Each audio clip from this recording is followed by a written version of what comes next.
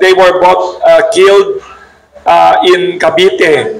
Of course, we have a very special guest, a modern-day nationalist advocate of social justice and international law, former presidential spokesperson, former presidential legal counsel, former Secretary Harry Roque. We will invite each of them to give an opening statement about Bonifacio Day Today. And also, I'd like to acknowledge local historian of Manila, si Mr. King dito. Siya yung nag-suggest sa atin to, siya yung nag-suggest sa atin to do this topic, which we usually do here every year. Nakalimutan ko lang this year kasi pinalit yung holiday natin. So, I'll acknowledge Mr. King. Ang full name niya is Miss King Del Pilar Cortez, di ba? Yes. Local historian who suggested nandyan siya. And he also is advocating sana hopefully in the city of Manila where Andres Bonifacio came from, sana there will be a museum to the hero. Let us start muna now by inviting our two panelists to give their opening statements about Bonifacio Day. Bakit importante natin i-honor si Andres Bonifacio and ano ang legacy niya? What inspired us about Andres Bonifacio? And then after the opening statement of our two panelists, we will open the floor for any questions about all topics. Let us start first with Attorney Gary Bonifacio. He is now a lawyer in the Commission on Elections or COMELEC. His great-grandfather was the brother of Andres Bonifacio. He will tell us a little bit about it and why is Andres Bonifacio still very important to Philippine life and to our future. Welcome, Attorney Gary Bonifacio. Good morning po sa inyong lahat.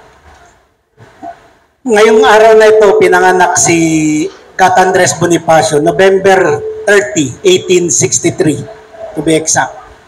We're celebrating the 160th birthday ni Andres Bonifacio. Sa lahat po ng holiday, bukod tanging si Andres Bonifacio lang ang isineselebrate natin na birthday. Other than that, lahat ng mga holidays natin with respect sa mga heroes, sineselebrate natin yung death anniversary nila. But insofar as Andres Bonifacio, it is his birthday. Kaya nga, tama-tama rin po na ang tawag sa kanya, Andres Bonifacio, may pag-asa. Meaning, ang Pilipinas po ay may pag-asang umunlad, may pag-asang maging malakas na bayan, may pag-asang maging malakas na bansa. 160th birth anniversary, hinahamon pa rin po tayo ni Andres Bonifacio na muling pag-aralan, balikan ang kanyang buhay sapagkat marami pa pong dapat tayong matuklasan, malaman kay Andres Bonifacio, especially na in the social media age, marami na pong dokumento ang lumabas ngayon, lalong-lalo na po yung sa Archivo General Militar de Madrid na kung saan more than 1,000 documents na na-preserve ng Spanish government ay nagiging accessible na po sa public. At ngayon pa lang ulit natin nakikita yung panibagong perspektibo based dito sa mga bagong dokumentong inilalathala na ng Spanish government, yung Archivo General Militar de Madrid.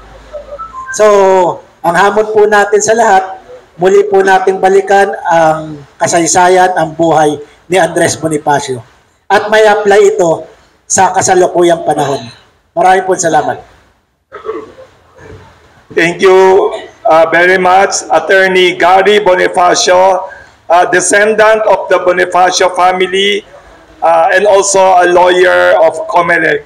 Now let us welcome one of the foremost nationalists, one of the most talented legal luminaries in the Philippines today, former presidential spokesperson, former presidential legal counsel, former University of the Philippines College of Law professor.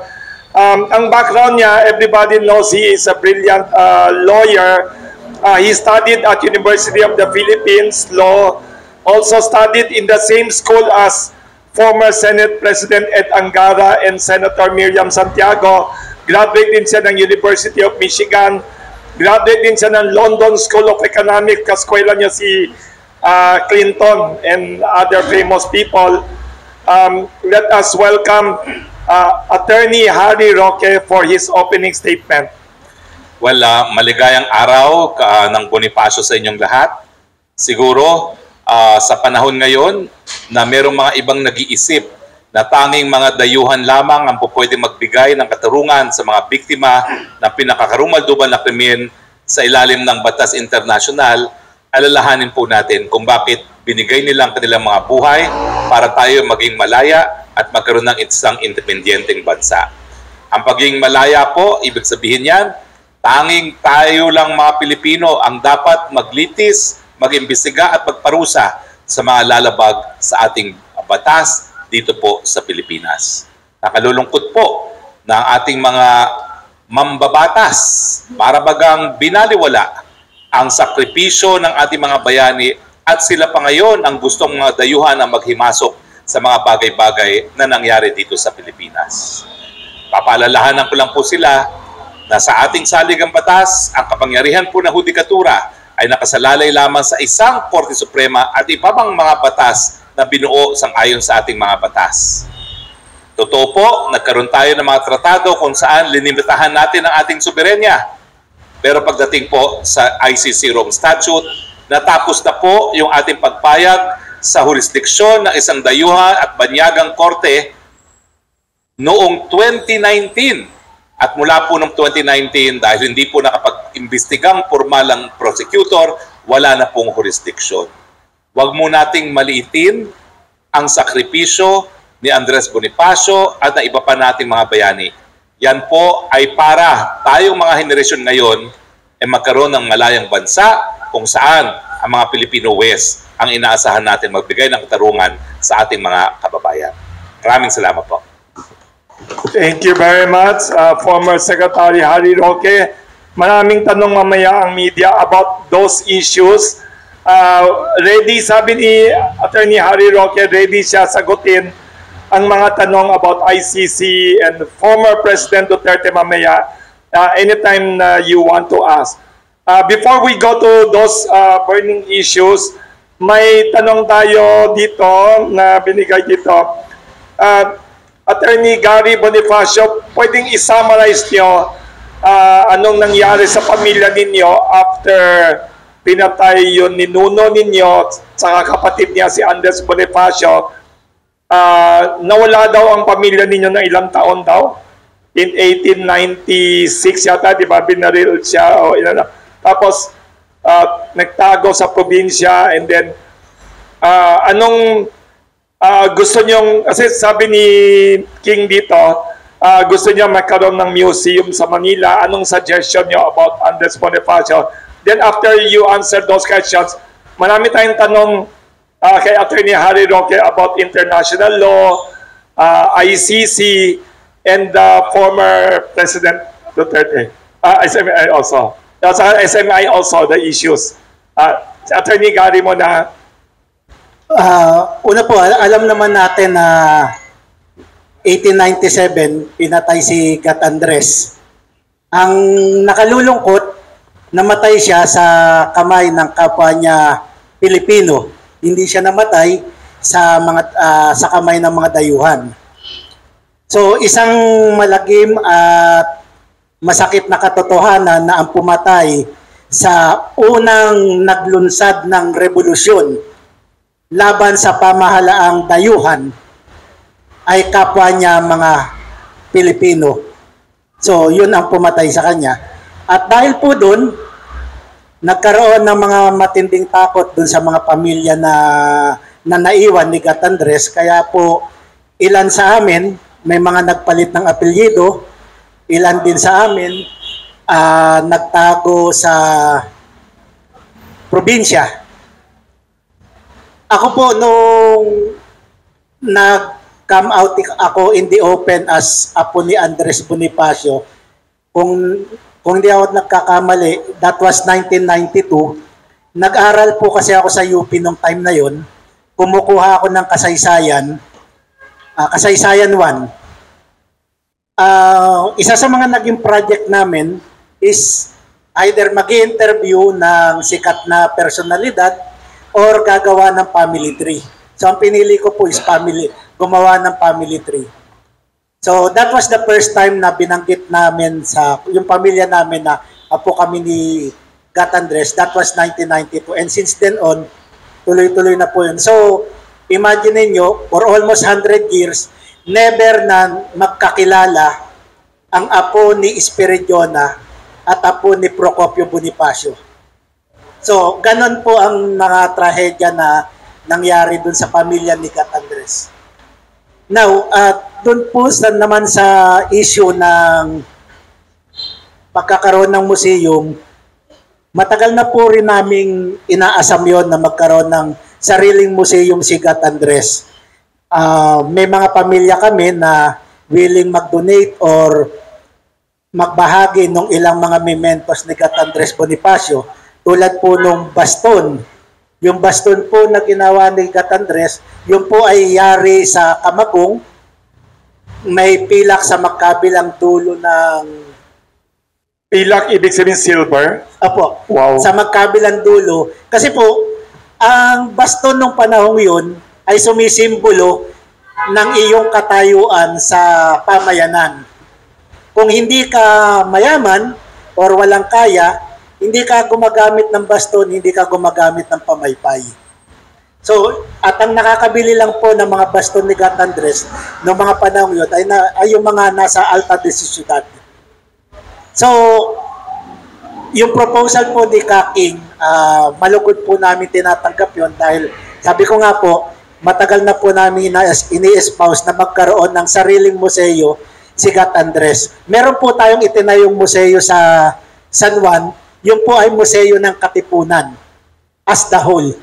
Pero yung ina-advocate natin is magkaroon ng specific na museo para lang kay Andres Bonifacio para mas lalong makintal sa isip ng ating mga kababayan. Sino nga ba si Andres Bonifacio? Ano yung mga naiwan niyang mga magagandang alaala sa atin?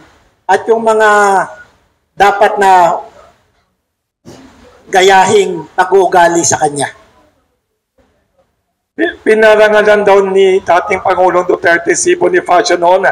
Binigyan niya ng award yata, posthumous. May tanong naman dito, Secretary Harris, naghihingi ng comment ang mga media about the issue about SMNI and ICC. Baka pwede ninyong i-comment na ho yung mga latest controversies about SMNI, ICC, saka may mga planong kaso or may kasong final yata si former Justice Secretary Laila de Lima yata or si Congresswoman. Mag-comment kayo. Well, unang-una po, no? Kilala nyo naman po ako na pangunahing advokasya ko ang malayang pananalita at malayang pamamahayag. Lahat po halos ng mga kakilala kong mga periodista na nakasuhan ng libel, inalabanan natin at every opportunity sinasabi natin na labag ang criminal libel sa malayang pananalita at pamamahayag na naging desisyon na rin ng UN Committee of Human Rights sa kaso ng Adonis versus Republic of the Philippines na hinain din natin all the way sa UN Human Rights Committee. Yan din po ang dahilan kung bakit tayo'y tumayong private prosecutor sa mga kasong pinatay na mamamahayag sa Maguindanao Massacre dahil pagpatay sa isang mamamahayag ay isang Yurok din sa malayang pamamahayag. At kung maalala, no, pati si FG dati ay nung nagsampa ng sangkatutak na libel cases, gagain tayo ng kasong sibil na hanggang ngayon nakabinbin matapos ma-confirm ng Korte Suprema na may cause of action tayo for abuse of right dahil alam naman natin na panagot lang ang mga mamamahayag sa libel kung merong actual malice at yun po yung utter disregard for the truth. Kaya nga po, nalulungkot ako na sa panahon na pinupuruhan ngayon at binabantaan ang SMNI bilang isang media outfit ng Kongreso dahil di umano sa kanyang fake news, napakatahimik po ng mga mamamahayag. Dapat po sa lahat ng mamamahayag ang advocacy ng freedom of the press is a natural advocacy, pero tahimik po ang NUJP na normally maingay, tahimik din po ang KBP, tahimik din po ang National Press Club. Papaalalahanan ko lang po kayo kung bakit napaka-importante ng malayang pamamahayag at pananalita. Kasi sa isang demokrasya po, talagang importante na magkaroon ng malayang merkado ng idea dahil sa pamamagitan ng malayang merkado ng idea, nagkakaroon ng paninindigan ng opinyon ng taong bayan at pag pinagsama-sama po yan ay napakalakas sa sandata para mapanagot ang gobyerno sa pamamagitan ng public opinion. Importante rin po itong malayang merkado ng idea dahil sa paghahanap ng solusyon natin, kinakailangan magkaroon ng matindit, maiinit na debate. Dahil sa pamamagitan lang ng debate, malalaman natin kung ano ang kasagutan sa ating mga problema.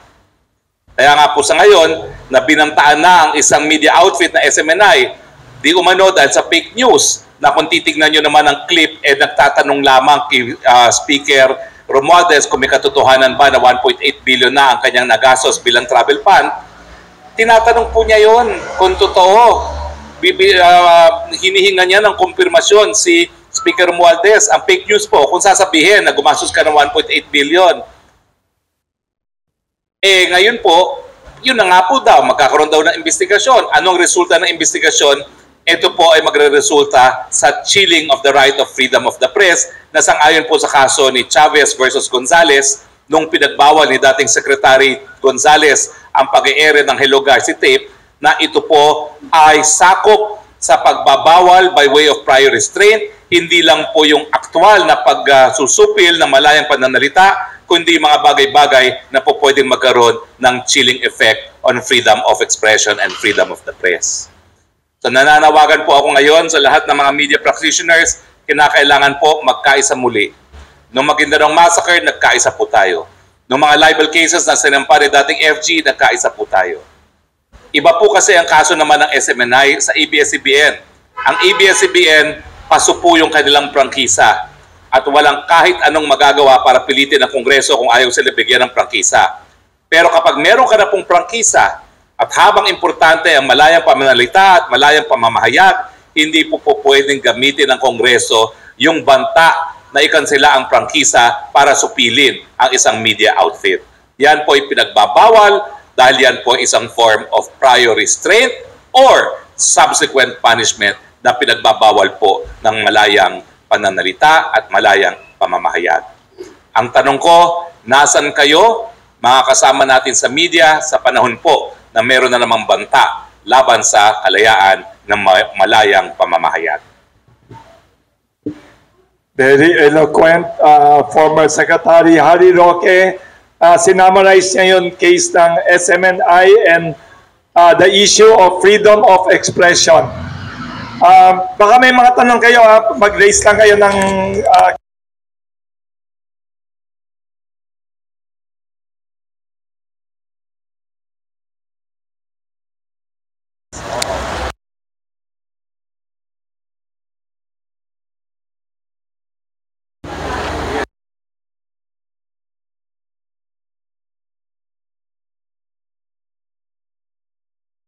po sa nitong yung timing po ng magkakasunod na issue nitong House Resolution regarding ICC and issue sa impeachment kay VP Sara itong sa SMNI?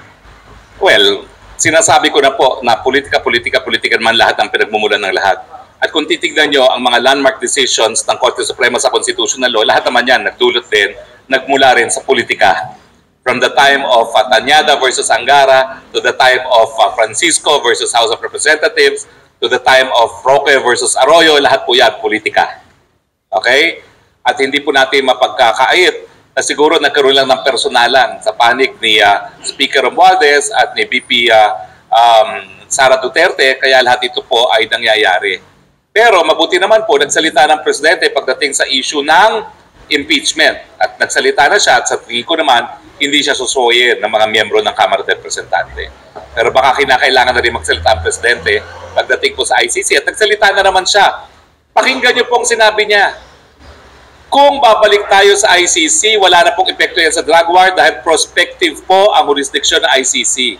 At dahil nawala na nga po yung jurisdiction ng ICC, nung natulog sa pansita ng ICC prosecutor at humingi ng leave for preliminary investigation 2 years matapos na naging epektibong pagbibitiw natin sa ICC, hindi na po pwede magkaroon muli ng jurisdiction ang ICC pagdating sa drug war. At kung babalik man tayo, na tama naman na dapat under continuous study yan, prospective nga po ang jurisdiction. Ang akin lang po, nanalo po ang Presidente, ang Vice Presidente sa kaisa-isang plataforma lamang ng pagkakaisa. Dahil sa pagkakaisa, meron tayong lakas para harapin ang lahat ng pagsubok. Sana po lahat ng sumuporta sa unit team, kasama na po si Speaker Martin Romualdez, ay hindi maging instrumento ng pagkawatak-watak. Attorney, sa tingin niyo po itong intention sa planong pagpapasok sa ICC ng mga may akda ng resolusyong ito ay upang i-persecute yung mag-amang Duterte po? Wala na pong ibang intention yan. Kasi unang-una yung timing. Bakit ngayon lang? Yan tagal ng issue ito. No? Pangalawa, pumutok lang ito nung nagkaroon nga ng lamat sa relasyon ng Vice President Duterte at ni Speaker Romualdez. At dahil ako minsan na may naging kongresista, paalala ko lang sa inyo na talagang parang Diyos ang speaker. Panahon ni Pantaleon Alvarez, dinikdik niya ang Tadeco dahil yung away niya kay Florendo. O di ba ginamit rin niya ang power of investigation. So si Majority Floor Leader naman, Pariñas, sa mga panahon na yon, katunggali niya si Amy Marcos. Di ba nagkaroon din ng investigasyon sa Kamara kung saan dinikdik din ang Amy Marcos ng mga panahon na yon na isang gobernador. So wag po natin kakalimutan ng kasaysayan. Lahat naman po ng Korte Suprema mga desisyon, nagmula talaga yan sa politikahan na pumasok ang hukuman bilang final arbiter. Attorney, sa kabila po ng mga pangyayaring ito, ano po sa palagay niyo yung impact nito sa taong bayan? Mas lalo po bang lumakas o humina po yung suporta ng taong bayan sa mag-amang Duterte? Well, naguguluhan ng taong bayan in the same way na naguguluhan ako. Bakit nagkakaroon ng watak-watak? Isa nga lang yung plataformang pinangako ng tandem ng Marcos Duterte pagkakaisa. Ang panawagan ko po sa lahat na nagtataguyod ng pagkawatak-watak, wag naman po. Kasi record po sa ating kasaysayan, 32 million, 31 million, first time po nangyaring ganitong kalaking suporta na patunay na binibigyan importansya ng sambayanang Pilipino ang pagkakaisa. Attorney, another po, inihayag po ni Representative Franz Castro na hindi dapat nakialam si Vice President Duterte sa mga tungkulin ng mababang kapulungan kasunod po ng resolution na inihain sa Kamara na humihimok sa gobyernong makipagtulungan sa ICC. Your reaction on this po? In the same way, wala rin po siyang pakialam. Kasi ang decision po sa pagtutulungan, ang pagiging miyembro, ang pagbibitiw sa ICC, ang sabi po ng Korte Suprema, tanging Presidente lamang. Thank you po. Thank you very much. Baka may tanong pa ibang kaibigan natin sa media. Kaninang umaga may tanong na sila na hinintay si Secretary Roque. Pwede rin magtanong kay Attorney Gary Bonifacio. Yeah. Good morning po sa lahat, lalong-lalo na kay spokesperson at sa apo ni Bayaning Bonifacio. Alam mo natin, nung 27 ginawa hong holiday just because of that issue, di ba po? Yung sa, yes. Ano pong masasabi nyo na ngayon parang another occasion na naman. Pero ito yung realidad, di ba ho, na siya po ay dapat bigyan ng pansin dito ho sa ating pero hindi naging holiday ho ngayon. Ano naman ho yung naging magandang issue doon? Kasi yung 27 ginawa ring holiday for Andres Bonifacio.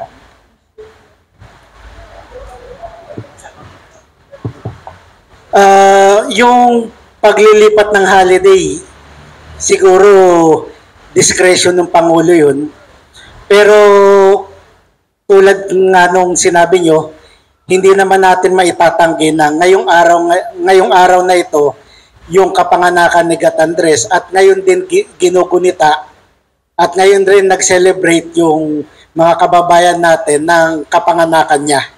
So, hindi mo pwedeng ilipat yun. Siguro yung pagkakaroon ng holiday, may epekto sa ekonomiya or ano, pero hindi ko masyadong kayang sagutin yun dahil hindi naman tayo naging presidente. Pero kung akong presidente, mas gugustuhin kong ang maging holiday talaga ay yung November 30. Kasi yun yung nasa batas. Tandaan natin, nung naipasa yung Bonifacio Day as a holiday, ito panahon po yan ng Amerikano. Na kung saan, nung panahon ng Amerikano, kapag binanggit mo ang salitang Bonifacio, ang salitang Katipunan, pwede ka kagad ikulong. Subversive. Subversive yan. Pero dahil sa clamor ng mga sambayanan, nagkaroon tayo ng Bonifacio Holiday, nagkaroon tayo ng Bonifacio Monument. Kung babalikan po natin ang kasaysayan, yung Bonifacio Monument, nung itinayo po yan, itinayo yan sa isang lugar na kung saan mataas ang mga damo, madawag. Ibig sabihin, walang pumupunta. Pero ngayon, halos nagiging na siyang sentro ng komersyo. So, yun po ang mga dapat nating balikan o tingnan na importante talagang dapat i-celebrate yung Bonifacio Day dun sa araw ng kanyang kapanganakan. Okay, salamat po. Para po kay dating spokesperson, Harry Roque. Bago ka magtanong uli, Yes. alam niyo po talaga, ako'y kapamilya rin na isang revolusyonaryo, Silvestre Mendoza, na gaya ni Gat Bonifacio. At si Silvestre Mendoza ay kamag-anak din ni Jovi Salonga. Yan yung sangay ng aming pamilya na mga nabuhay din bilang mga tawag doon, anong Tagalog sa revolusyonaryo. Oo. So, bagamat bukas po, meron ako tanghalian kay Mayor Rizal na direct descendant din ni Gato si Rizal. Kinakailangan po talaga sigurong balikan natin ang kasaysayan at buhayin ang debate. Sino ba talaga ang dapat na maging national hero? Uy, maganda yan. Ang isa na nanggaling sa hanay ng ordinaryong mamamayan o isa nanggaling sa hanay ng mga ilustrado na ang tinatawag natin ngayon ay mga elite. Lahat po sila may importanteng papel na ginampan sa ating kasaysayan na nagdulot o nagbunga sa pangunahin at kauna-unahang republika sa Asya. Pero sa tingin ko, dapat bigyan natin na mas malaking dangal yung galing sa hanay ng ordinaryong mamamayan, si Gat Andres Bonifacio. By the way, si Secretary Harry Roque, grand-nephew siya ni former Senate President Jovito Salonga na nationalist hero din. May tanong ako sa inyong dalawa tungkol dyan. Ay, may tanong pa. Sige. Ay, last na lang. Yan o, si Victor Salonga, apo po sa tuhod ni Jovito Salonga. Siya po mismo. Okay, gusto ko lang pong pasalamatan kung parating nyo po na nung panahon ho ng PRRD, kung ang iniisip po ng mga kontra gusto dun sa ICC, gusto ko lang pong pasalamatan ng Pangulo, ng dating Pangulo, dahil po sa aming lugar ay pinatunayan po ng PRRD ay tamang disiplina ang ginawa. At ngayon po, kabaliktaran na sitwasyon namin. Ito po yung pinagsisintir ko. Yung ginagawa ng mga gusto sa ICC, siguro much better doon na sila tumira sa Amerika. Kasi batas ng Amerika yung gusto nilang pairalin.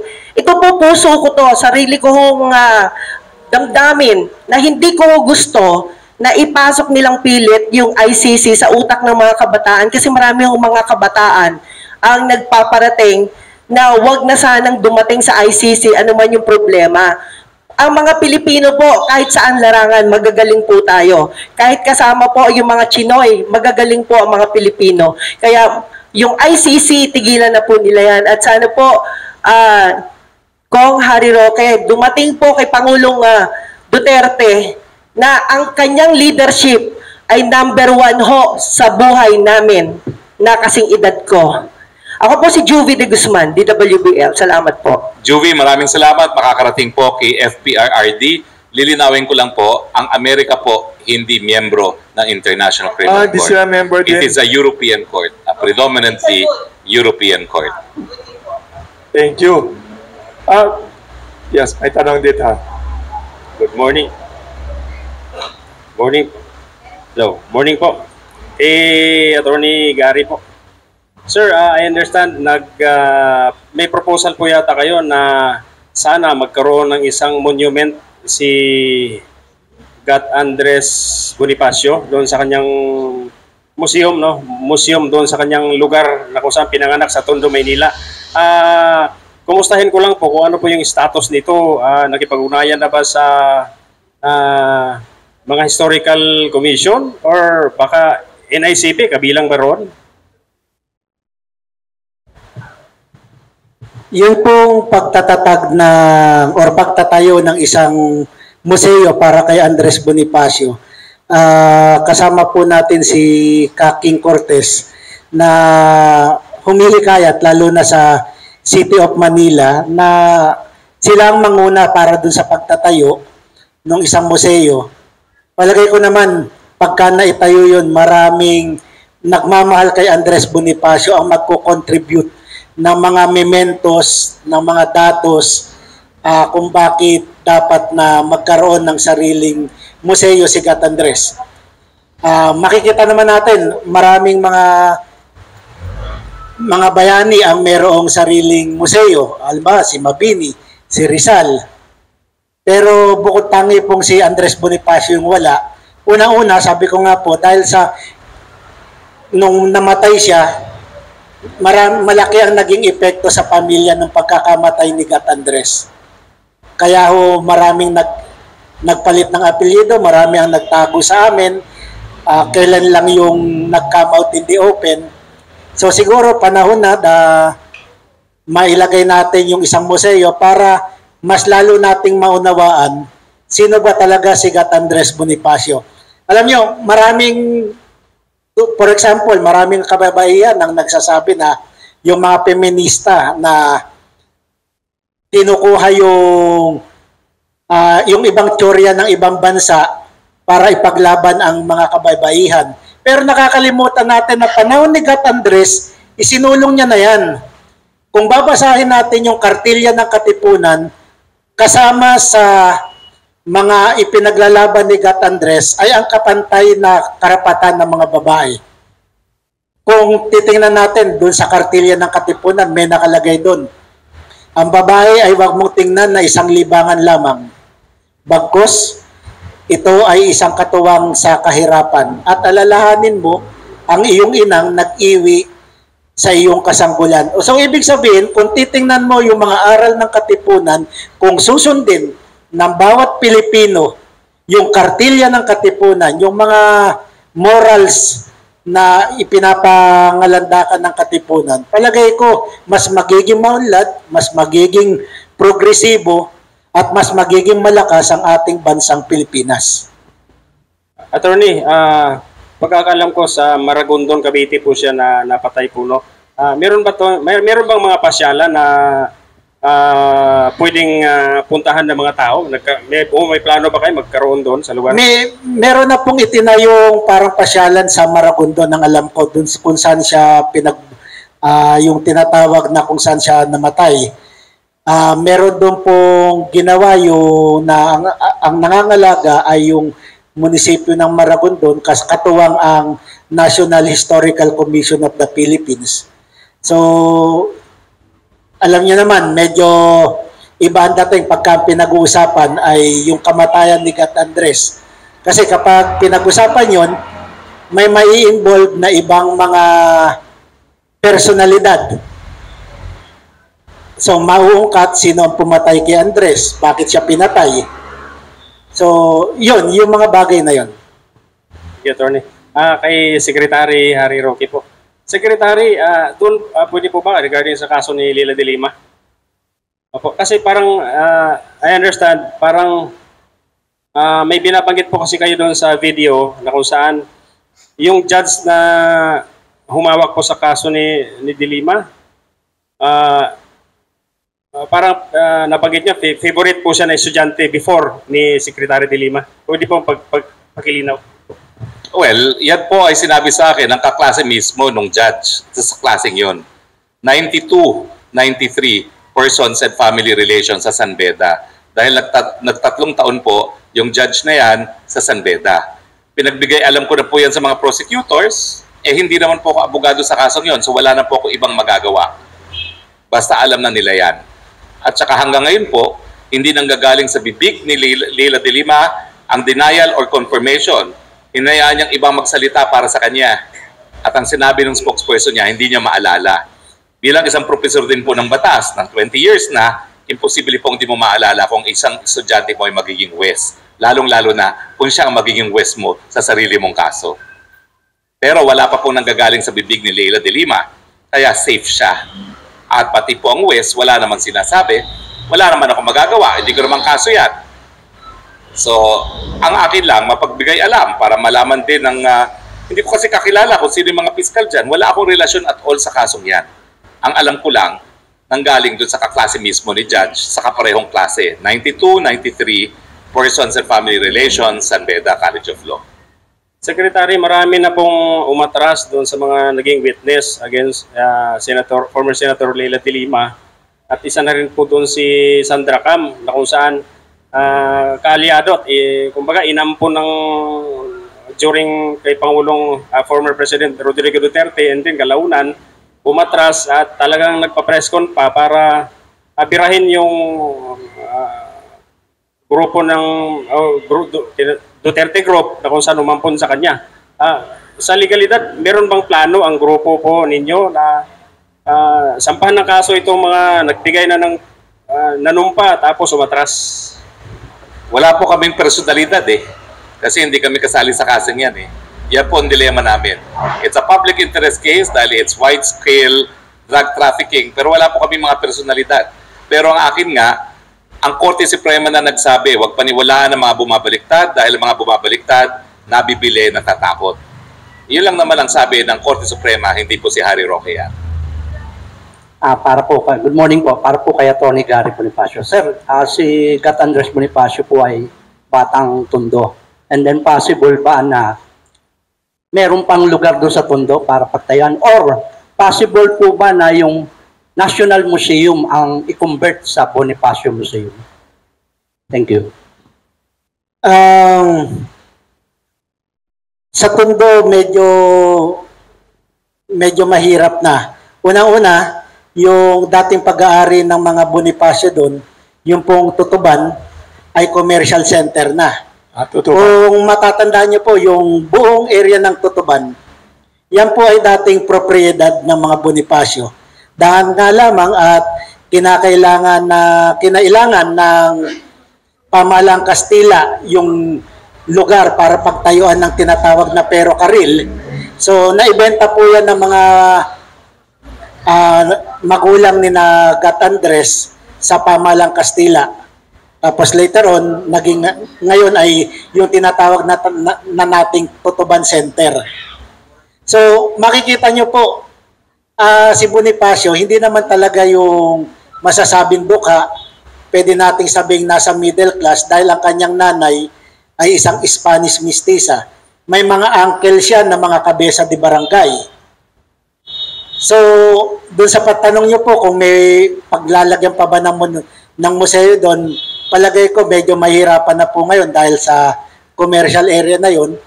Although, sabi nga po ni Kaking, may in-identify na ang Manila Tourism Office na pwedeng paglagakan or pagtayuan ng museo.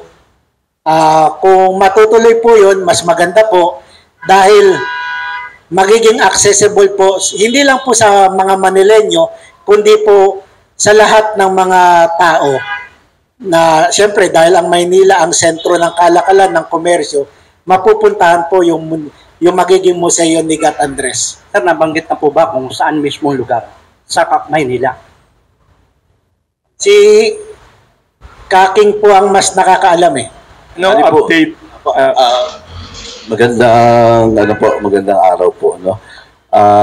Kaya po nabanggit ni Sir Willie, nilapit po namin sa kanya itong bagay na ito dahil sa 168 years na kaarawan ng Supremo Bonifacio,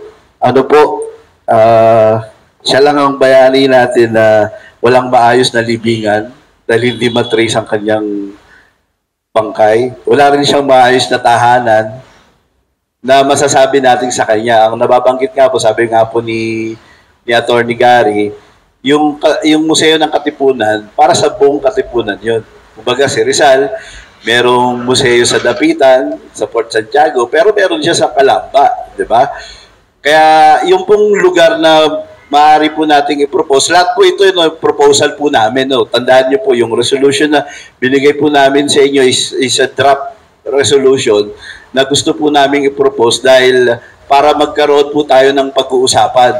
Yun pong liwasang Bonifacio, meron po dong hidden garden na na-identify na maaaring may espasyo pa ho. Ano lang po yun, kaharap lang po ng liwasang Bonifacio. At may space pa po doon kung maaari na mapaglagakan ng kanyang museo. At nakakatuwa po yung sinabi ni Attorney Gary, sila mismo po pwedeng merong ilagay na mga artifacts, no? Meron pa po pwedeng ilagay tungkol kay Bonifacio. At ang embahada po ng Espanya, matagal na nagbigay po sa atin ng digitized copy ng halos 1,000 dokumento ng Katipunan. Meron po doon mga documents talaga ng mga sulat kamay nila Andres Bonifacio na hindi pa po available sa public, kumbaga for general consumption, yung nakakapunta lang sa library, yung nakakapunta lang sa NHCP o sa lugar na kung saan meron silang digitized copy. Pero sa publiko po, sa DepEd, sa maaaring ma-access po ng mga common na tao, hindi po siya ganun pa available. Kaya napakalaking bagay po nung museo dahil marami pong issue na dapat pag-usapan kay Andres Bonifacio na maaari po nating mailagay po doon. Yun lamang po. Thank you. May tanong naman ako tungkol dyan kay Attorney Gary at kay Attorney Harry. Bilang sikat na abogado kayong dalawa, itong kaso ni Andres Bonifacio na linitis siya sa Cavite na nabasa ko sa kasaysayan, parang isang araw lang na ginawang trial na parang alanganin daw yung defense na lawyer na binigay ng gobyerno noon. Pwede bang i-rehabilitate yung kaso na yan? May sinabi si Secretary Harry kanina about prospective. Ilang taon pagpatay na yung kaso or nawala na, pwede pa babalikan na may injustice? Kunyari, Secretary Harry, may miscarriage of justice 100 years ago, kahit na matagal na, lampas sa 5 taon, 50 taon, pero sobrang high profile, pwede bang gawing symbolic retrial or pwede ba i-rehab sa judicial?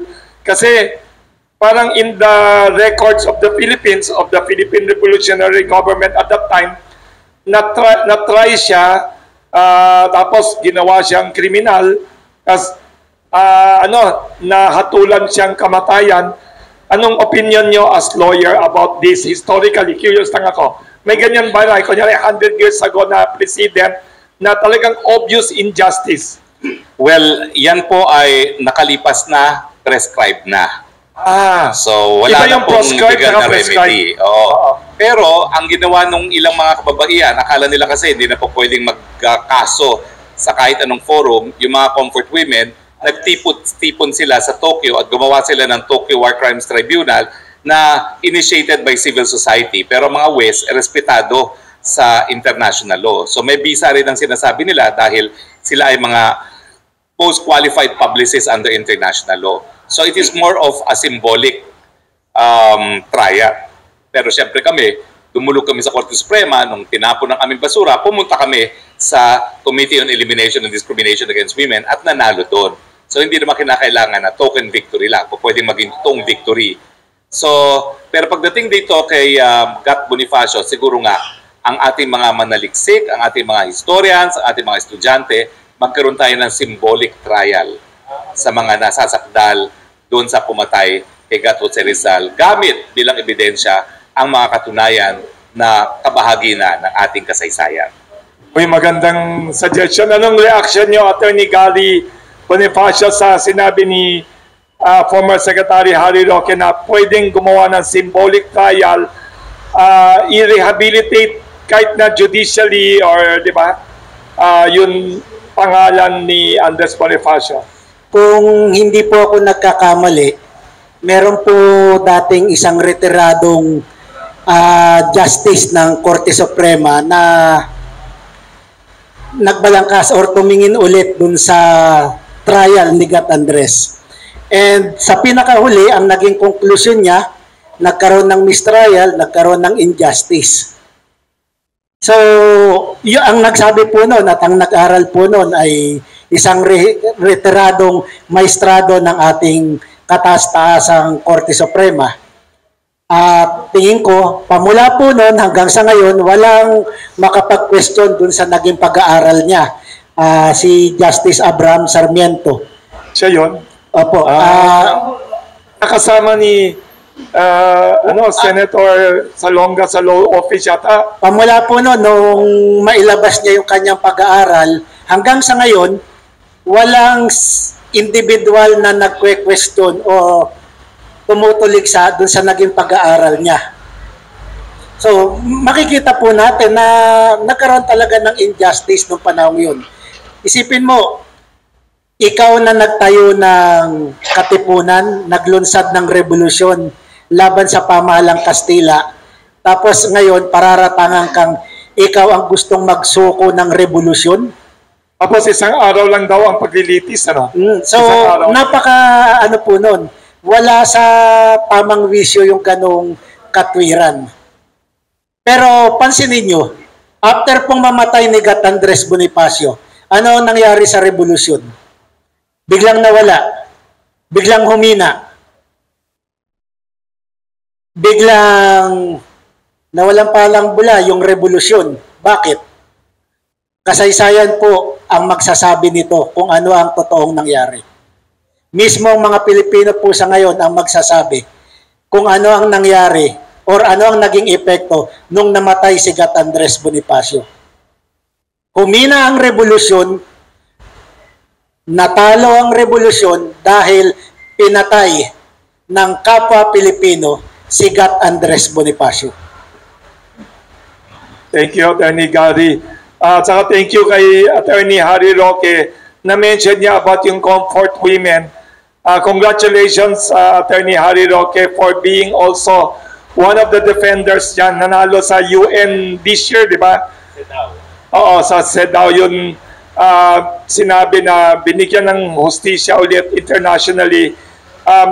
Thank you for, sila din si Attorney Harry Roque din ang abogado ng puro mga api, mga inaapi, mga underdogs. Kaya congratulations. Ito naman dito, si Andres Bonifacio, kahit na sobrang sikat, underdog of Philippine history pa rin.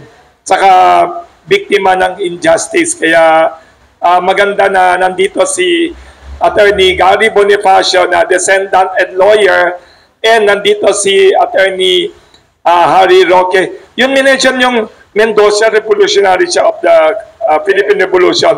Pakikwento Lumaban po siya sa Philippine-American War, at ang kwento po namin ng aking mga lolo at lola ay siya po ay nakapatay ng highest ranking American officer ng Philippine-American War. Kami po yung mga taga-Taal din at taga-Maynila, ang Mendoza Cruz clan.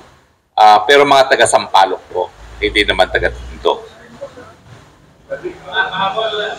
Yes. Oo.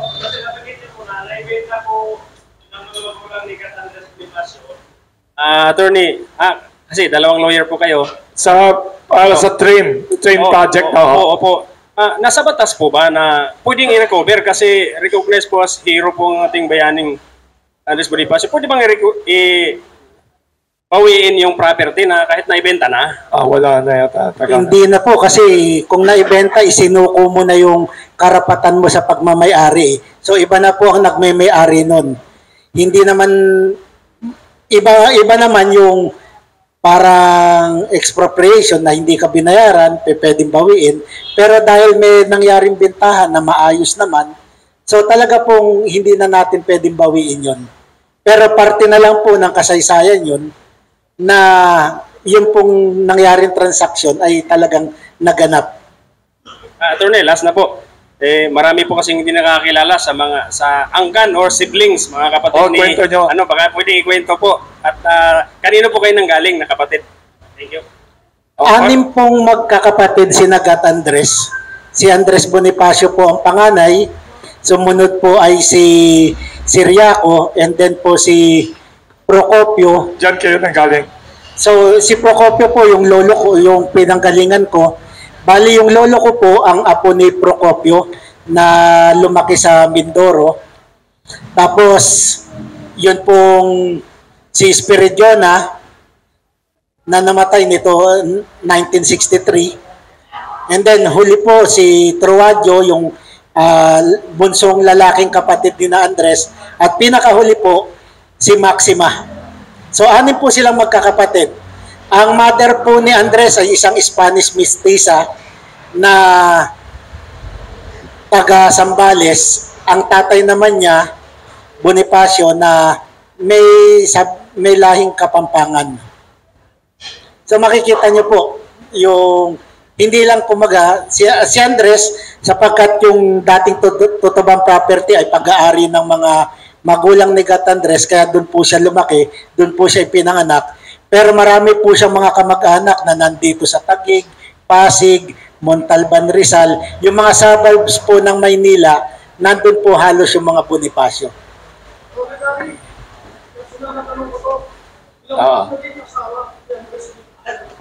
Dalawa daw, di ba? Meron po siyang unang naging asawa, yung kababata niya, si Monica. And then after po nito, namatay yun, naging balo si Andres. Napangasawa naman niya si Gregoria de Jesus.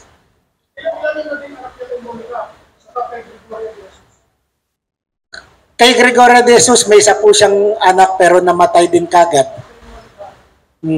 Kaya po, wala na pong naging direct line talaga galing kay Gat Andres.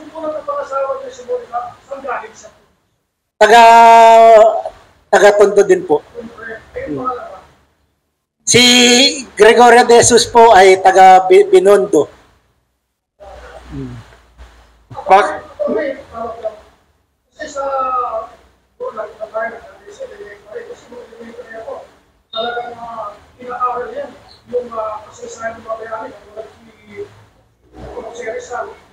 Microphone.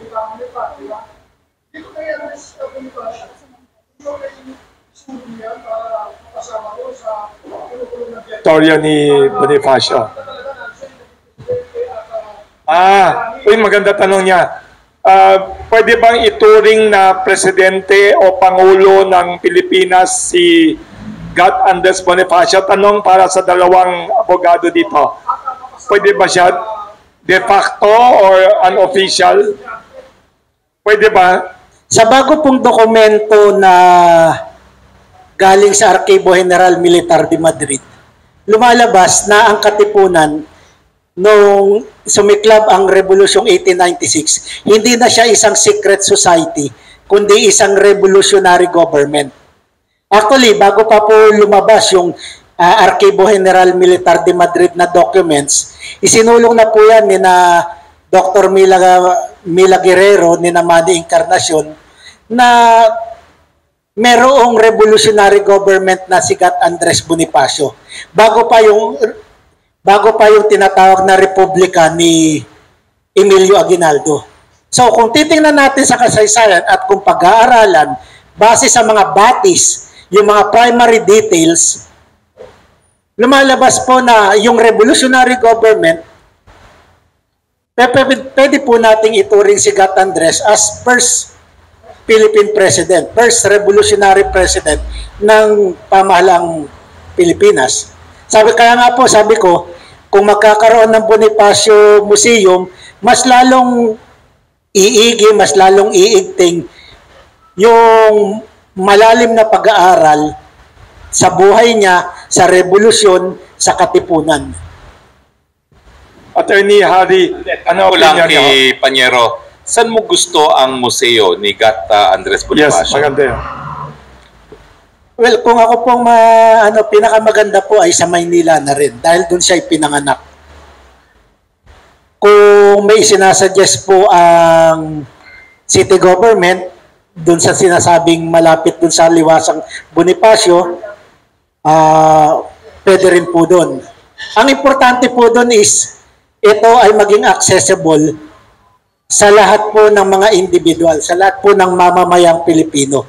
Na pag pumunta doon, makikita ganito pala ang naging buhay ni Gat Andres, ganito pala ang mga itinurong aral ni Gat Andres, ganito ang dapat kong gayahin kay Gat Andres. Eh kung bibigyan ka ng room sa National Museum, Maganda nga. Gat Andres Idea. Bonifacio room. Uy, maganda yan ha. Kasi doon talaga yon at the heart of the city. No?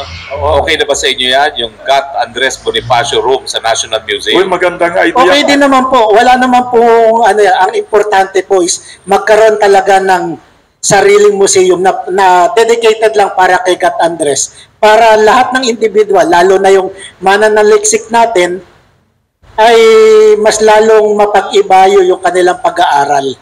Sabi ko nga po, nitong panahon nung 2014, 2015 lang lumabas yung mga bagong datos. So mahaba pa po ang pag-aaral na gugugulin natin para mas lalong maitama ang ating kasaysayan.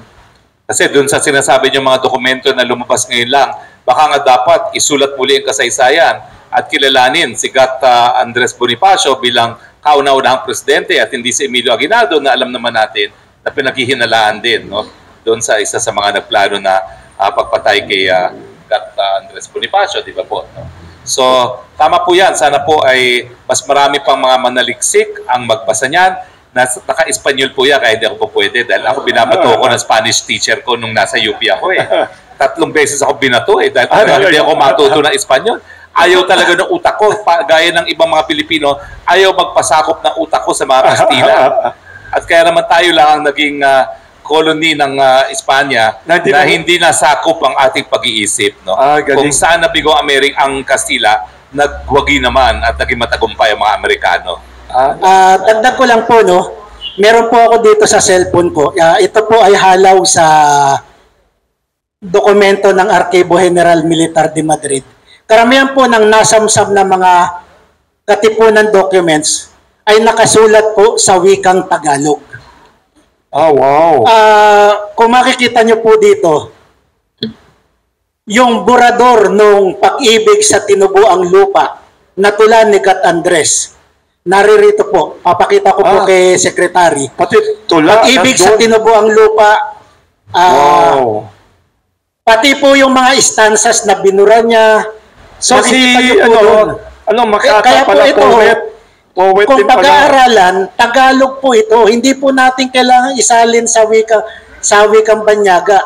So ang kailangan lang po natin ay maipakalat ito, maging bukas sa publiko, para po mas lalo nating maintindihan kung ano ang diwa ng Katipunan, ano ang diwa ni Gat Andres Bonifacio.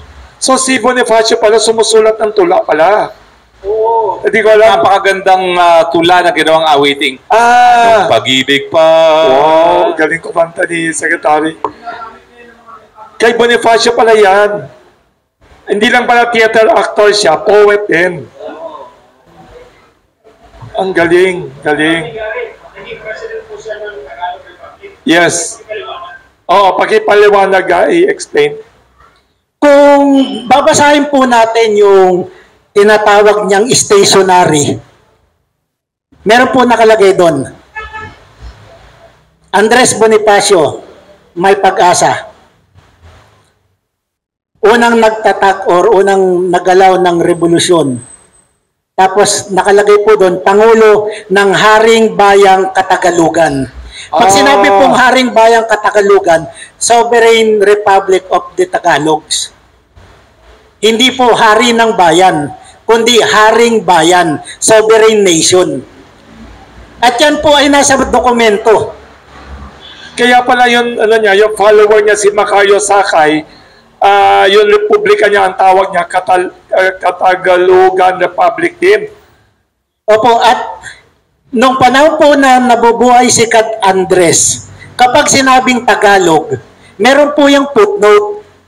Ang nakalagay po doon, ang sino mang nakatira malapit sa ilog, sa makatuwid, ikaw man ay Bicolano, Ilocano, Tagalog, Kapampangan, Tausug, ang tawag sa'yo ni Gat Andres ay Tagalog.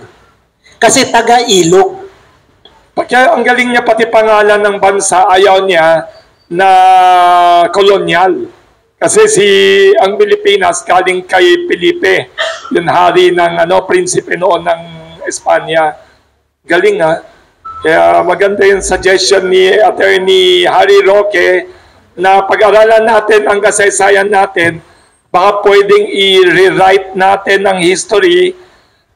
Attorney Harry, kailangan ba ng batas para ipoklama isang tao bilang Pangulo ng Pilipinas sa kasaysayan? Kailangan ba? Kasaysayan ang magdidesisyon dyan, hindi batas. Okay. Galing. So, sa akin, talagang tingnan natin itong mga bagong impormasyon kasi kung talagang revolutionary government siya, that is a de facto government.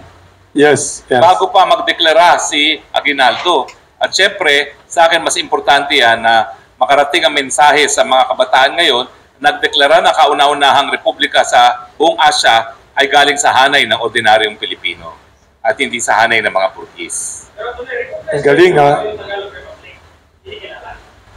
Well, nasa yan eh. Alam mo kasi syempre, ang mga nagdeklara naman kung sino ang ating national hero, mga banyaga rin, hindi naman tayo eh. Ay, oo Kaya nga. nga, ang sinasabi ko, panahon na para mga Pilipino ang magdesisyon kung sinong kikilalanin natin bilang national hero. Maganda Tayo naman sinabi. ngayon na magsalita. Maganda sinabi ni Secretary Harry. Sabi nga sa kasaysayan, di ba, the victors usually write the history. Tapos ang kasaysayan ng Pilipinas, kadalasan, ang sumusulat yung mga nananalong kolonyal na bansa. Maganda sinabi niyo, ha? Alam niyo, doon sa isang Spanish newspaper noong panahon ni Ay, Gat may Andres, picture. May picture. may lumabas na picture ni Na Gat naka-coat Andres. and tie. Nasa damit po ni Kaking. Ang nakalagay doon, Presidente. picture ni Gat Andres. Tapos nakalagay, Presidente de la República Tagala. Oo, So, ibig tama. sabihin, mismo ang pamahalaang Kastila noong panahong yon, kinikilala si Bonifacio bilang Pangulo ng Republika Tagalog. So, kinikilala nun ng Kastila na merong Tagalog Republic na itinayo si Gat Andres. Na unang gobyernong revolusyonaryo nung mga panahong iyon. May Dokumento po ang nagsasabi, wag nating i-twist yung document, wag nating i-twist yung kasaysayan. Yung sinasabi natin, kung susulat tayo, sundin natin yung mga datos ng ating mga kasaysayan. Kasi kung iti-twist mo yan, ayaw mong tanggapin, para mo na rin sinasabing, ayaw kong tumanggap ng aking kamalian sa kasaysayan. Kaya nga po dapat itama ulit natin, pag-aralan ng maging bukal at bukas sa lahat. Attorney, nagkuha po ba kayo ng libro? Or nag-try ba kayo sa Espanya nakakuha ng libro? Kasi alam natin na sa Espanya Mga libro. May libro si Adrian Cristobal, nakita nyo? Tungkol Bonifacio. So maganda, may sinasabi siya about libro. May plano ba kayong gawing libro or tungkol dyan sa mga sinabi niyong ideya na May unang mga ilan Pangulo? na pong historiador na ngayon ay nag-aaral ng mga dokumento, yung Archivo General de Militar de Madrid. Hindi na, kumbaga, hindi na yung libro mismo ng Espanyol yung dapat nating tingnan eh. Kundi yung mismong batis ng kasaysayan, yung mismong mga dokumento. Ito ang magpapatunay na may bagong pananaw kay Andres Bonifacio na kung saan lumalabas bago pa magkaroon ng unang republika, meron ng revolutionary government na itinatag si Gat Andres. Thank you. Secretary Harry, nakita ko sa balita kagabi, ginugoogle ko, Bonifacio Day. Nung panahon ni dating Pangulong Duterte, nagbigay siya ng Order of Lapu-Lapu yata or special award kay Bonifacio. So si dating Pangulong Duterte na pro-masses din, na ayaw niya masyado sa mga elite minsan, idolo din niya siguro itong si Bonifacio na anti-colonial nationalist. Dalawa po talaga ang binigyan ng parangal ni dating Presidente Duterte. Si Lapu-Lapu, na talaga namang kauna-unahan tumindig laban sa kolonyalismo, at itong si Gat Andres Bonifacio. Dahil siya po ay galing talaga sa hanay ng ordinaryong mga Pilipino. Hindi kasi siya, well, ang tingin niya, lahat sila mga bayani, Pero kinakailangan, bigyan nga natin ng mas importansya yung galing sa hanay ng ordinaryong mamamayan. At yan po si Gat Andres Bonifacio. Ang galing ha. Very inspiring. Ay tanong din sa, sa likod. Yes. Attorney Harry Roque, may tanong. Sabi niyo po kanina, kasaysayan ng magdedesisyon sa hindi yung batas. So paano po yung magiging proseso sa pagtama ng kasaysayan? Kinakailangan manaliksik muna at patunayan natin itong Tagalog Republic. At titignan natin ang batayan kasi sa international law, merong estado kapag merong gobyerno, may teritoryo, merong kapasidad na pumasok sa mga tratado at ito ay populasyon, may populasyon. So yun po yung apat na elemento ng pagiging estado at ang titignan natin kung yung apat na elemento ng pagiging estado ay narariyan sa Tagalog Republic. Ayan, good morning Secretary, kay Secretary Harry Roque. Attorney, ano pong masasabi ninyo tungkol dun sa mga nagsusulong na muling buksan ng war on drugs ni Pangulong Duterte at na mapasama sa ICC muli ang Pilipinas? Walang sinasabi ko pa, wala na nawala na yung jurisdiction ng ICC, kasalanan po ng prosecutor yun. Natulog siya sa pansitan bago siya humingi ng otoridad sa pre-trial chamber, 3 taon na nakakalipas matapos pag-epektibo ang ating pagbitiw sa ICC. Pero kahit kailan naman po, pwedeng buksan yung issue na yan dito po sa Pilipinas. Kung meron pong ebidensya, magsampa ng kaso sa Pilipinas at ang palagi naman sinasabi ni Presidente Duterte, haharapin niya ang kapwa Pilipino, hindi po ang mga dayuhang mga huwes. Attorney, maraming ayaw talagang tumigil na batikusin yung ganyang kagaya po ng Makabayang Black. Ano pong masasabi niyo? Magkakaroon po rin niya ng katapusan at malapit na po, parating na. Pag-iulit, ano sagot niya? Magkakaroon na rin po yan ng tuldok. Dahil sa lahat ng kontrobersiya, iisa lang po ang final arbiter na nagtataguyod ng saligang batas ng Pilipinas at yan po ang Korte Suprema. Ang masasabi ko lang, magkakaroon po ng pagkakataon, magsalita ang Korte Suprema mismo. Wow. May kaso ba malapit na? Wow. Talaga, oo. Tama na yung sinabi ko. Ang galing ha, very exciting. Attorney Jimmy Mendoza po sa Sunshine Radio. Hindi ba ho panggigipit? Sunshine Radio. Hindi ba ho panggigipit to sa dating Duterte administration or target talaga nila dito si VP Sara para bumaba yung survey niya? Sa mula-pula ang tingin ko po, tinatarget si VP Sara bilang leading contender sa 2028. Kaya nga po sinasabi ng lahat, napakaaga. Opo. I don't think kung sino man yung nagka-ambisyon para maging presidente sa 2028, tingin ko, hindi siya papabura ng mga botante kasi aga-aga pa na dapat nagtatrabahong lahat, politika na ang inaatupag. So, papasok na po yung 2024 attorney. Well, medyo pukpukan na itong mga yun nga ang nakakataka eh. Bakit yung tatargetin lang hindi naman tatakbo sa 2025? Diba? Wala naman eh. Hindi naman siya tatakbo. Sa personal kong tanong, attorney, kasi talagang yung pangalan nyo kilala na, hindi lang sa Pilipinas, sa buong mundo. So may chance pa ba na pwede ulit kayong tumakbo sa pagkasenador? Kung sakaling tatakbo si VP Sara sa pagka-presidente, may plano ba kayo tumakbo sa pagkasenador? Malayo pa po yun, 2028 pa yun. Pero may gaya plano po kayo? ni Inday Sara, ako'y nasa privado ngayon, atupagin ko po na hanap buhay ko. Bago ako mamulitika, wala naman ako naipon sa pamamagitan ng pangurakot, yung sandali na ako naging pambansang laway. Wala naman ako access sa kahit anong pondo nung ako'y naging pambansang laway. No?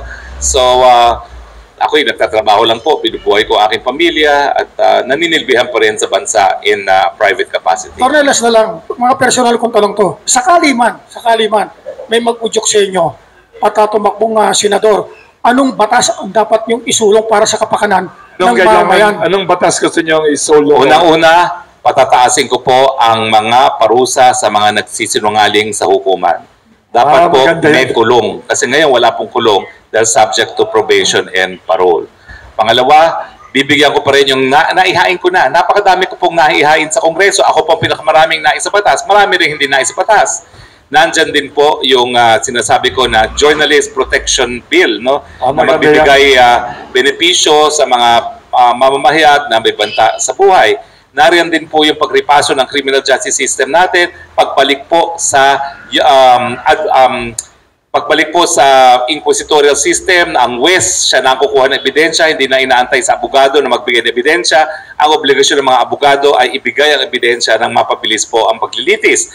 Dahil yung kaso ko pong comfort women, hindi comfort women, yung Maguindanao massacre, hindi po katanggap-tanggap na after 14 years at ginunita natin yung massacre na yan noong 23, hanggang ngayon hindi pa pinalang desisyon at wala pa silang nakukuhang danyos. At syempre po, isang batas na kumikilala rin na ang mga comfort women ay talaga naging biktima ng war crimes nung pangalawang pandaigdigang digmaan para man lang bago mamatay silang lahat, kinilala ng Estado ang kaharahasan na kanilang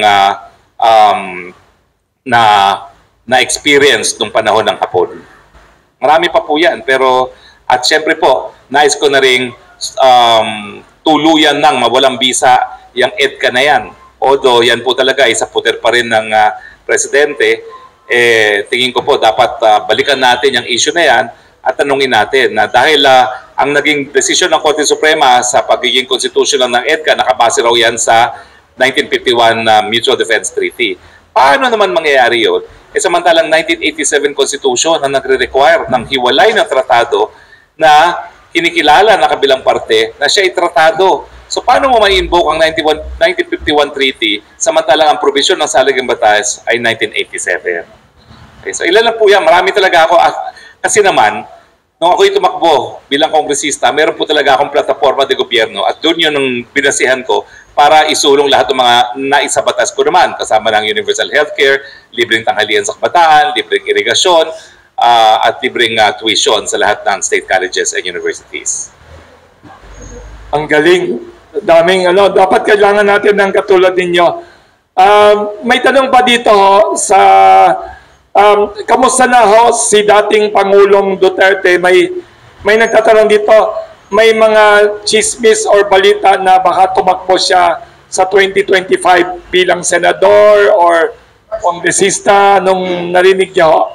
Marites. Hindi naman chismis yan, sinabi niya yan eh. Pag in-impeach niyo si Sara, baka tumakbo kong vice president or senador. Hindi po chismis yan. Pero mukhang nagsalita na ang presidente, huwag niyong impeach si Sara dahil hindi karapat-dapat ma-impeach si Sara, tingin ko naman, makikinig ang mga kongresista sa presidente na. Very interesting. Attorney. Yes, may tanong dito, yan. Attorney. Pang-radio boses siya. Michael Rogas po from Radio Pilipinas, Attorney. Do you think ang UNITEAM ay buo pa rin sa kabila ng mga nangyayari ngayon between the Duterte and Speaker Martin Romualdez? Buo pa rin po ang UNITEAM sa panig ni Presidente Duterte at sa panig ni PBBM at ni Inday Sara Duterte, pero mukhang hindi na po kabahagi ng UNITEAM si Speaker Romualdez. So kung meron mang nag-break away sa UNITEAM, tiwalag ang tawag din sa meron mang tumiwalag, hindi po ang Duterte, iba po ang tumiwalag. So are you saying still the UNITEAM is still pa rin intact? Buo po, nung nagsalita ang presidente, wag niyong impeach si BP Sara, ang aking pagkaintindi ron, tuloy pa rin ang UNITEAM. Sir, what is your opinion or analysis on the chronological dito man nangyari nito man nakaraan? Una, mayroong question yung confidential fund ni BP Sara. Pangalawa, confidential fund ng Davao City. Sumunod, pinalaya si Leila de Lima na kilalang kalaban sa politika ng Duterte administration before. Sumunod po ay itong isinusulong na ICC ngayon. Itong huli ay yung kino-question ng prangkisa ng SMNI na kilalang kaalyado or malapit sa pamilya Duterte. Ano po ang opinion ninyo sa nangyayaring ito? Sinasabi ko naman kanina pa yun na meron talagang nagnanais na warakin ang UNITEAM, sulong ng pagkawatak-watak kaysa pagkakaisa. Pero hindi po yan si PBBM, hindi po yan si BP Sara. Okay? So ang aking paniwala po, sana lang, kung talagang tunay nilang pinangangalagahan ang pagkawagi ng presidente, sumunod na lang sa kagustuhan ng presidente at ng vice-presidente na itaguyod pa muli ang pagkakaisa. Thank you, Attorney. Thank you sa mga interesting na tanong. Ang unang presidential election sa Pilipinas, controversial na, 1897 ba yan? Ang unang presidential election sa Tejeres Convention. Ngayon, wala pa yung presidential election sa 2028. Maruming politika na. May tanong dito. Ano lang po, bilang isang abogado, kasi dalawang abogadong magigiting yung nandiyan dyan, meron lang pong isang case na naitanong sa akin. Kapag po ba ang isang taong nagreklamo, halimbawa nagrereklamo ka sa isang tao, pagkatapos binayaran ka para tumahimik ka lang, yung po ba hindi na pwedeng i-apela kasi binayaran ka na? Yun lang po, salamat. Na-settle. Nagkakaroon po kasi yan ng usually ng affidavit of desistance na ang kanyang reklamo ay resulto lamang ng hindi pagkakaintindihan. So, gagamiting ebidensya laban sa kanya yon, yung kanyang evidence, yung kanyang waiver and quit claim. Salamat po. Thank you, thank you. So, now, wala na tayong oras. Sorry, yung mga tanong ninyo, papadala natin kay Attorney Gary, Attorney Harry Roque. To celebrate ulit yung birth anniversary ni Andres Bonifacio, nagre-request tayo ng closing statement galing kay request ako ng closing statement. Yes. Mag-closing statement muna tayo kay Attorney Gary and Attorney Harry Roque. So, closing statement to commemorate the birth anniversary, 160th birth anniversary ng unang Pangulo ng Republika ng Pilipinas.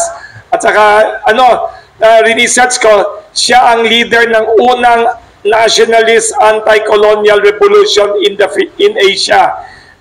Welcome, Attorney Gary Bonifacio, for your closing statement to honor Andres Bonifacio, your great-grand-uncle.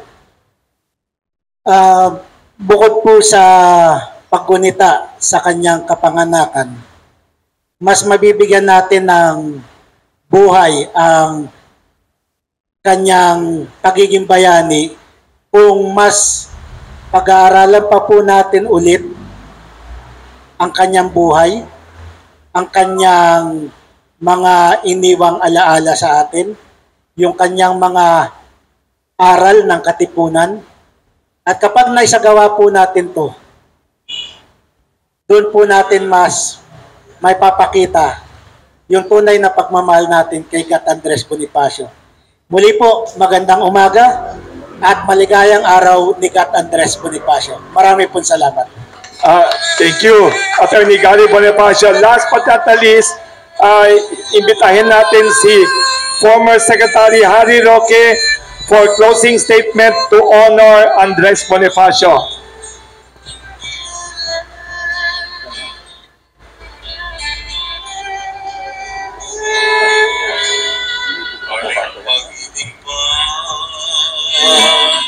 Ang higit kaya sa pagkadalisay at pagkadakila, gaya ng pag-ibig sa tinubuang lupa. Aling pag-ibig pa wala nangawala, walang mahalaga, hindi inianto.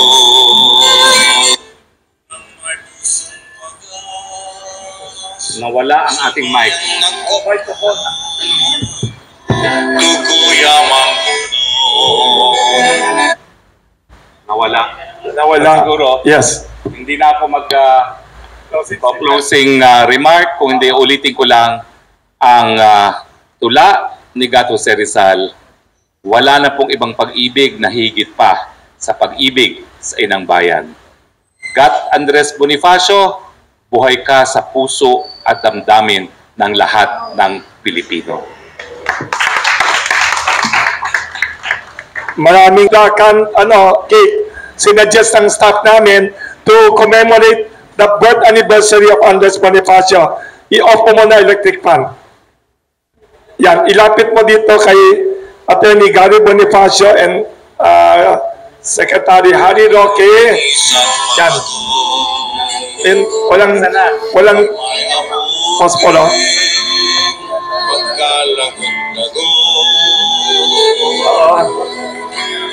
Ang nagaraan Walang, panahon ng yan. alay Wow.